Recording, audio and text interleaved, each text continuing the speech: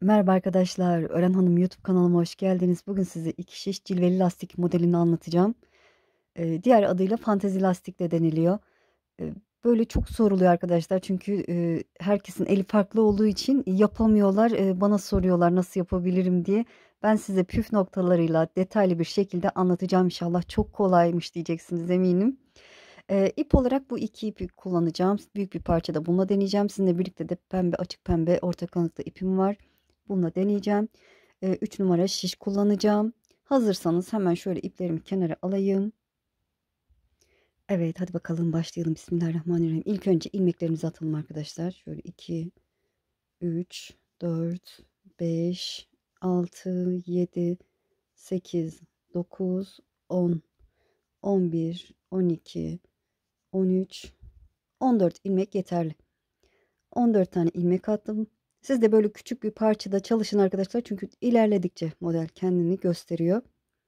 Düzleri normal şekilde öreceğim. Bakın arka teline giriyorum. Bakın arkaya girdim. Düzü bu şekilde örüyorum. Tersi de bunda püf noktası ters arkadaşlar. Tersin ön telini alıyorum. Ama şöyle değil de bu şekilde alıp böyle örüyorum. Düzü normal şekilde örüyorum.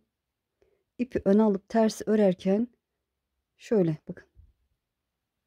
Bu şekilde tutup ters örüyorum.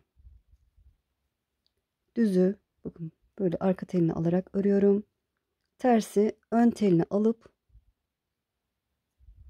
bu şekilde örüyorum. Düzü normal şekilde, tersi ipi öne alıp şöyle girip bakın böyle. Ördükçe eliniz alışır. İlk önce sıkıntı çekebilirsiniz ters örmekte. Düzü arka telini alıp örüyorum. Tersi şöyle ön telini alıp bu şekilde örüyorum.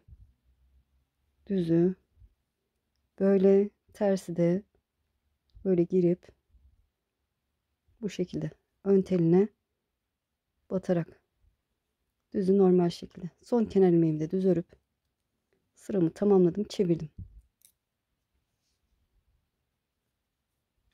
İlk ilmeğimi örmeden alıyorum. Karşımda ters ilmek var. Yine ipi öne aldım. Ön telini alıyorum. Şöyle bakın ipi üstüne attım. Bu şekilde örüyorum. Tersleri bu şekilde. Düzleri de böyle arka telini alıp örüyoruz. Tersleri bu şekilde. Düzleri de böyle. Tersleri bu şekilde ön telini alarak, düzleri de arka telini alarak örüyorum. Tersleri böyle, ipi de mutlaka bu şekilde atın arkadaşlar. Bakın böyle atın ki ilmek dönsün. Düzleri de bu şekilde. Tersleri ön telini alıyorum. İpi bu şekilde atıp örüyorum. Düzü de normal şekilde örüyorum. Püf noktası tersi örmek arkadaşlar. Tersi bu şekilde. Ön telini alıp örüyorum. Düzü de arka telini alıp örüyorum. Son kenar ilmeğimi de düz örüp sırayı tamamladım. Çevirdim. Daha henüz belli değil. Gördüğünüz gibi ilerledikçe görünecek. İpi kendime doğru aldım. İlk ilmeği örmeden aldım. Ters ilmeğim var. Yine ipimi öne alıyorum. Şöyle bakın ön telini aldım. Şişime bu şekilde dolayarak örüyorum. Düzü arka telini alıp örüyorum. Tersi ön telini alıyorum. Bu şekilde dolayıp örüyorum. Düzü normal şekilde. Tersi de ön telini alıp bu şekilde dolayarak örüyorum. Düzü böyle. Tersi ipi öne alıp bu şekilde ilmeğimi sarıp örüyorum. Bir düz, bir ters. Tersi hep bu şekilde öreceğiz. Ön yüzden de arka yüzden de. Düzü de aynı şekilde.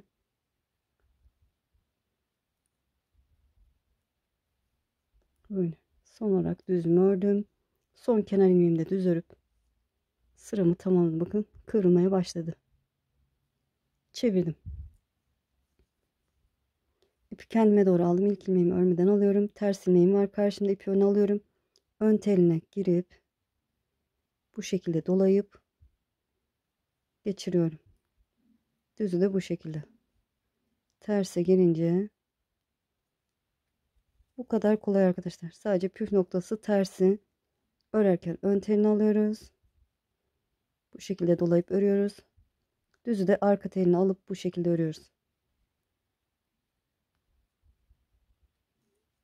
Düzü örerken şu şekilde değil arkadaşlar, böyle örüyorum ben. Tersi de böyle. Düz de böyle. Tersi bu şekilde. Şöyle. Son kenar ilmek. Evet, bakın. Çevirdim. Bir daha göstereyim. İlk ilmeğimi örmeden aldım. Karşımda ters ilmek var. İpimi aldım. Ters ilmeğin ön telini aldım. Bu şekilde dolayıp örüyorum. Düzü arka telini alıp örüyorum. Tersi bu şekilde. Düzün arka telini, tersin ön telini alıp bu şekilde dolayarak örüyorum. Düzün ön telini, arka telini, tersin ön telini alıyorum.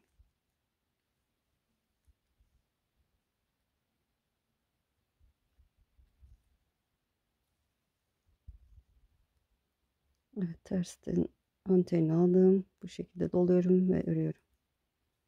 Düzde normal örüyorum. Son kenar ilmeğimi de örüp sırayı tamamladım. Bakın. Görüntüsünü aldı. Evet, bu şekilde ben biraz daha ilerleyeyim. Tam şeklini alsın arkadaşlar. Şöyle.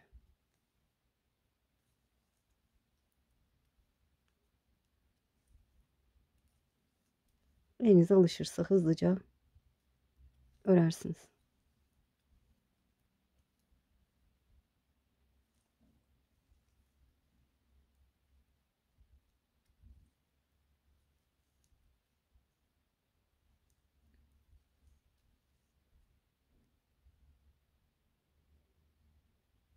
Evet, biraz daha öreyim. Tam kendini belli etsin. Evet, bakın biraz daha ilerledim. Cilveli lastiğimiz ya da diğer adıyla fantezi lastiğimiz bu arkadaşlar. Bu kadar kolay. Şöyle arkası da bu şekilde. Böyle. Ben şöyle büyük olarak da ördüğüm üzerine model yapacağım. Şöyle gördüğünüz gibi çok hoş, çok şık duruyor. İki tarafı da aynı. Örmek isteyenlere, yelek örmek isteyenlere tavsiye ederim. Hırka da örebilirsiniz. Hırka uçlarına, kol uçlarına, lastik kısımlarına deneyebilirsiniz. Muhteşem oluyor. Evet, beni izleyerek yaptığınız için çok çok teşekkür ederim. İnşallah anlatımdan da memnun kalmışsınızdır. Instagram'dan takip ederseniz sevinirim arkadaşlar. Ören Hanım Emine adında Instagram hesabım var. Profil resmim aynı. Facebook sayfam da var. Ören Hanım adında. Profil resmim yine aynı. Böyle. Şimdi değil de ileride örmek istiyorum derseniz kaydet butonuna basın. Kaydettiğiniz videolar arasında bulabilirsiniz. Sizi çok seviyorum. Kendinize iyi bakın. Allah'a emanet olun. Hoşça kalın.